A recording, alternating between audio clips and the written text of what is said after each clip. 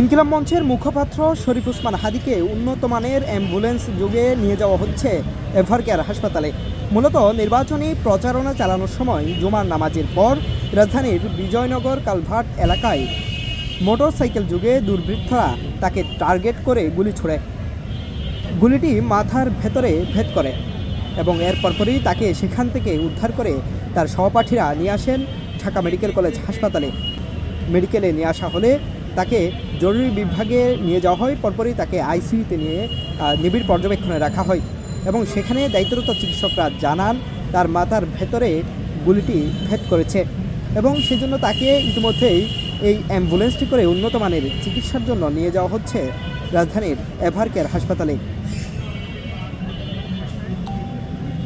মূলত ঢাকা ৮ আসনে স্বতন্ত্র প্রার্থী হিসেবে নির্বাচন করবেন শরীফ ওসমান হাদী।